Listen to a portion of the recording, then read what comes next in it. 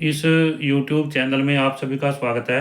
आज का हमारा टॉपिक है विज्ञान कक्षा 7 अध्याय 2 और अध्याय का नाम है पदार्थों का अन्वेषण, अम्लीय, क्षारीय एवं उदासीन। आइए और अधिक सीखें। इसमें पहला प्रश्न है, एक विलयन लाल लिटमस पत्र को नीला कर देता है। निम्नलिखित में से कौन सा विलयन अत्यधिक मात्रा में मिलाने पर परिवर्तन को उत्क्रमित कर देगा। इसमें यहाँ पर ऑप्शन दिए गए हैं, चूने का पानी, बेकिंग सोडा, सिरका और है साधारण नमक का विलयन। इसका उत्तर आएगा सिरका। इससे आगे दूसरा प्रश्न है, आपको कै, ख और गै 3 अज्ञात विलयन दिए गए हैं। इसमें क्या है, कै, ख और गै 3 अज्ञात विलयन दिए गए हैं, परंतु आप नहीं जानते हैं कि इनमें से कौन सा विलयन अम्लीय, क्षारीय या उदासीन है। विलयन कै में लाल लिटमस विलयन की कुछ बूंदें डालने पर वह नीला हो जाता है। जब हल्दी के विलयन की कुछ बूंदें विलयन कै में डाली जाती हैं तो वह लाल हो जाता है। अंत में विलयन गै में गुलाब के अर्क की बूंदें डालने पर वह हरा हो जाता है। तो इसमें यहाँ पर 3 अज्ञात विलयन दिए गए हैं और इनमें से हमें ये नहीं पता भी कौन सा अम्लीय, क्षारीय या उदासीन है। विलयन कै में लाल लिटमस की बूंदें डाल देंगे तो वह नीला हो जाता है। क्या हो जाता है? नीला हो जाता है। इसका अर्थ क्या है? वो क्षारीय है। जब हल्दी के विलयन की कुछ बूंदें विलयन कै में डाली जाती हैं तो वह लाल हो जाता है। इसका अर्थ क्या है? भी वो क्षारीय है। अंत में विलयन गै गुलाब के अर्क की कुछ बूंदें डालने पर वह हरा हो जाता है, तो इसका अर्थ क्या हुआ? यह भी क्षारीय है। तो इसमें तीनों के आंसर जो है क्षारीय आते हैं। इस तरह से प्रेक्षणों के आधार पर कै, ख और गै की प्रकृति के लिए निम्नलिखित में से कौन सा सही क्रम है। तो इसमें हमारे पास में आंसर क्या है? क्षारीय, क्षारीय और क्षारीय। तो इसमें यहाँ पर जो चौथा ऑप्शन है वो क्या है? भी हमारा आंसर है। ये प्रश्न संख्या 2 का उत्तर है क्षारीय, क्षारीय और क्षारीय। इसके बाद में प्रश्न संख्या 3, चित्र 2.13, चित्र 2.14 और चित्र 2.15 का अवलोकन कर उनका विश्लेषण कीजिए। इनमें लाल गुलाब के अर्क में भिगोई हुई कागज की पट्टियों का उपयोग किया गया है। प्रत्येक पात्र में उपस्थित विलयन की प्रकृति को नामांकित कीजिए। तो इसमें हमने प्रत्येक पात्र में जो विलयन है उसी प्रकृति को हमने यहाँ पर बताना है। जैसा कि चित्र 2.13 है यहाँ पर दर्शाया गया है। तो इसमें क्या कहता है? भी ये चित्र है, इन्हें लाल गुलाब के अर्क में भिगोई हुई कागज की पट्टियों का उपयोग किया गया है। तो ये जो पट्टियाँ हैं लाल गुलाब के अर्क में भिगोई गई हैं और इस विलयन के अंदर जो है डाल दी गई हैं। तो इसमें यहाँ पर हमने इसका आंसर देना है कि चित्र 2.13 पात्र में क्षारीय विलयन उपस्थित है, क्योंकि लाल गुलाब के अर्क की कागज की पट्टी क्षारीय विलयन में हरे रंग की हो जाती है। तो इसमें यहाँ जो पट्टी है वो हरे रंग की हो जाती है। तो इसमें क्या होगा? क्षारीय विलयन जो है उपस्थित है। क्या है? भी क्षारीय विलयन। तो अगला है चित्र 2.14। इसमें है यहाँ पर ये उदासीन विलयन है, क्योंकि लाल गुलाब के अर्क में कागज की पट्टी के रंग में कोई परिवर्तन नहीं होता। चित्र 2.15 पात्र में अम्लीय विलयन है, क्योंकि लाल गुलाब के अर्क की पट्टी और ज़्यादा लाल हो जाती है। इस तरह से ये सभी तीनों पात्र हैं, इनका आंसर हमें प्राप्त हुआ। इसके बाद में प्रश्न संख्या 4, प्रयोगशाला में एक द्रव प्रतिदर्श का परीक्षण विभिन्न सूचकों का उपयोग करके किया गया है। तो इसमें यहाँ पर है, प्रयोगशाला में है एक द्रव का सैंपल है, उसका परीक्षण जो है विभिन्न सूचकों का उपयोग करके किया गया है। यहाँ पर दिखाया गया है सूचक और फिर क्या परिवर्तन। जैसे लाल लिटमस डालते हैं उसमें तो कोई परिवर्तन नहीं होता, नीला लिटमस डालते हैं तो लाल में परिवर्तन हो जाता है, परिवर्तित हो जाता है। हल्दी डालते हैं तो रंग में कोई परिवर्तन नहीं होता।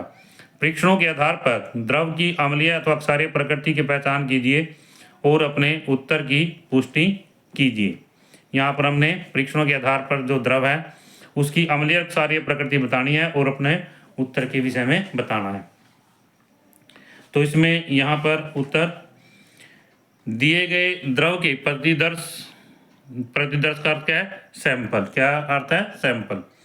दिए गए द्रव के प्रतिदर्श पर लाल लिटमस का कोई प्रभाव नहीं पड़ता तथा नीला लिटमस इसे लाल में परिवर्तित कर देता है। जो सैंपल दिया गया है लाल लिटमस का उस पर कोई प्रभाव नहीं पड़ता और नीला लिटमस इसे लाल में बदल देता है, तो इसमें प्रतिदर्श क्या हुआ? अम्लीय। क्या हुआ? अभी प्रतिदर्श जो है अम्लीय है।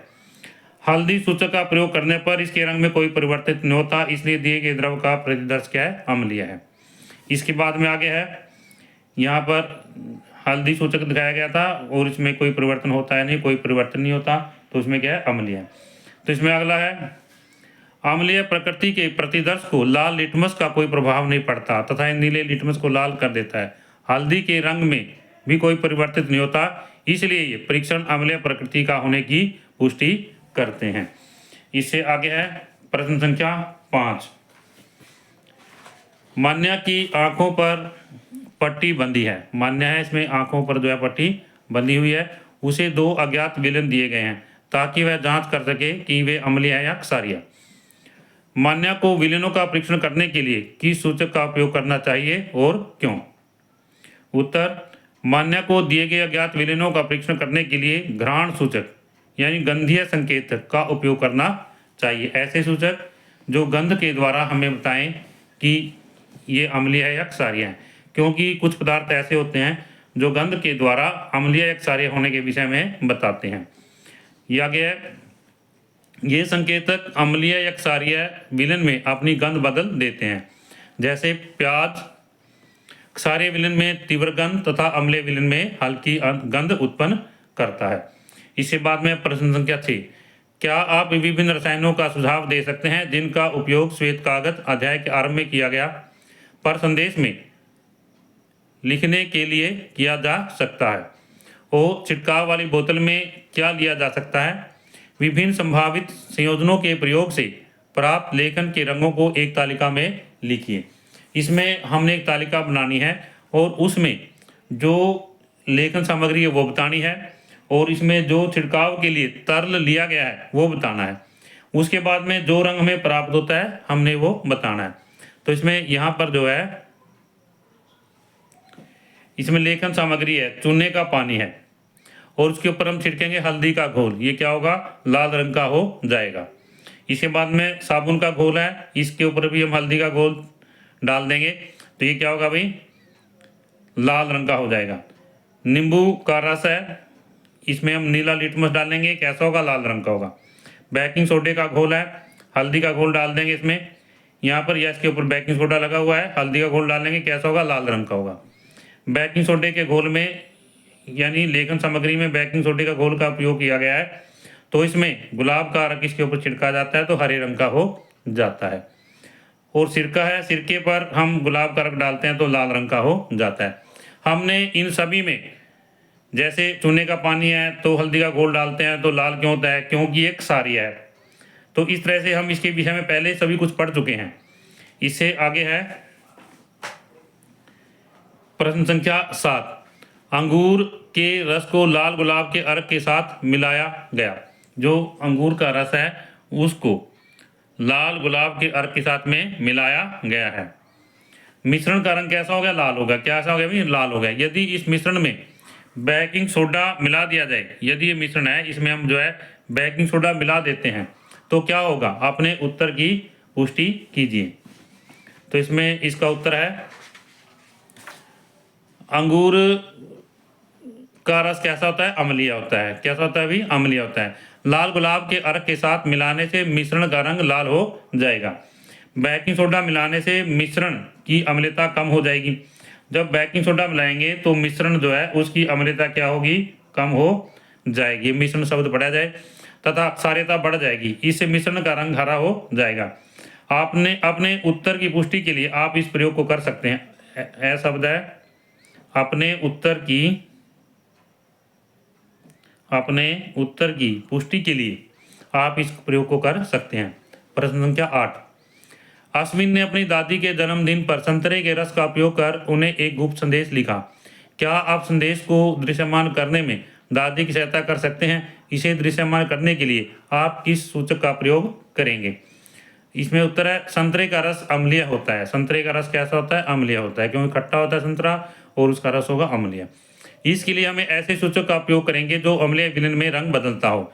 इसके लिए नीले लिटमस का या गुलाब के अर्क का उपयोग करेंगे जो कि कागज पर लगाने से लाल रंग में बदल जाता है।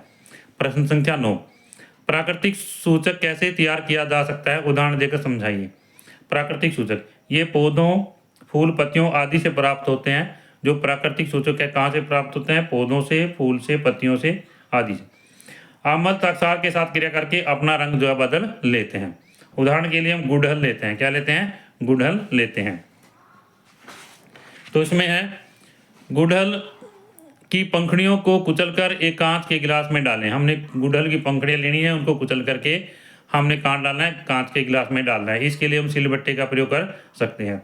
उसमें गर्म पानी डालें, थोड़ी देर के लिए गिलास को ढक दें। आप पानी को छान लें। गुड़हल का अर्क हमें प्राकृतिक सूचक के रूप में प्राप्त होता है।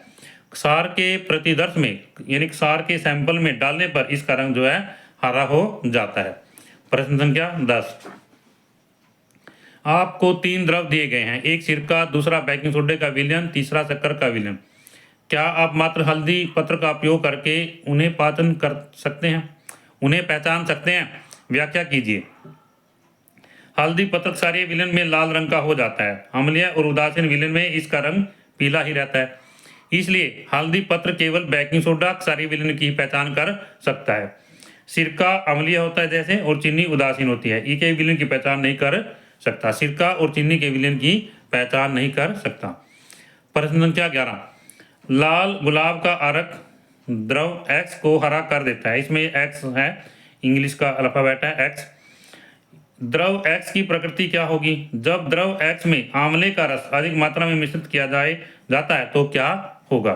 तो यहाँ उत्तर है गुलाब का अर्क द्रव X को हरा कर देता है। इसलिए द्रव X क्षारीय है। क्या चीज़ है? क्षारीय है। इस द्रव में आंवले का रस अधिक मात्रा में मिलाने से यह द्रव अम्लीय हो जाता है। इसलिए इस द्रव का रंग जो है लाल हो जाएगा। इससे आगे है क्योंकि गुलाब का अर्क अम्लीय द्रव को लाल तथा क्षारीय द्रव को हरा कर देता है। आगे है प्रश्न संख्या 12। निम्नलिखित प्रवाह चित्र में दी गई सूचनाओं का अवलोकन कीजिए और उनका विश्लेषण कीजिए। अधूरी जानकारी को पूरा कीजिए। एक उद्यान की कल्पना कीजिए जिसमें पौधे स्वस्थ दिखाई नहीं दे रहे हैं। इसमें क्या है? मृदा की प्रकृति इसमें रिक्त स्थान यहाँ पर हो सकती है। कैसी हो सकती है? अम्लीय हो सकती है। कैसी हो सकती है? भी अम्लीय, यहाँ पर अम्लीय आएगा। इसके बाद में मृदा की प्रति क्या चीज़ हो सकती है? क्षारीय हो सकती है। तो इसमें यहाँ पर दोनों लक्षण हमें प्राप्त हुए। भाई दोनों जो है प्राप्त हुए। क्या भी कल्पना करते हैं कि तो या तो अम्लीय होगी या क्षारीय होगी। बस ये इसमें 2 ऑप्शन प्राप्त हुए। यहाँ पर 2 कारण प्राप्त हुए। कहने का मकसद ये है मृदा की प्रकृति का परीक्षण करने के लिए किस सूचक का उपयोग किया जा सकता है? इसका प्रयोग किया जाता है मिट्टी परीक्षण किट का। क्या है भाई? यहाँ पर आएगा मिट्टी परीक्षण किट। इसके बाद में है अम्लीय मृदा का उपचार किससे किया जा सकता है? चूने जैसे क्षार की सहायता से। किससे भाई? चूने जैसा क्षार। क्षारीय मृदा का उपचार किससे किया जा सकता है? कार्बनिक पदार्थ जैसे गोबर की खाद और कंपोस्ट खाद आदि से। इस तरह से ये 12वां प्रश्न है, इसका उत्तर हमारा पूरा हुआ। और इसमें जो ये रिक्त स्थान दिए गए हैं हमने इनको 1, 2, 3, 4 और 5 ये क्रम संख्या दी है और इनके उत्तर हमने सभी के यहाँ पर लिख दिए हैं। इस तरह से इस अध्याय के सभी प्रश्नों का उत्तर हमारा पूरा हुआ। आशा करता हूँ कि इस वीडियो के माध्यम से आपको ये सभी प्रश्न समझ आए होंगे। और यदि ये वीडियो आपको अच्छी लगे तो आप इस वीडियो को लाइक करें, शेयर करें, कमेंट करें। और यदि आप इस चैनल पर नए हैं तो आप इस चैनल को सब्सक्राइब करें ताकि इस तरह की वीडियो आपको मिलती रहे।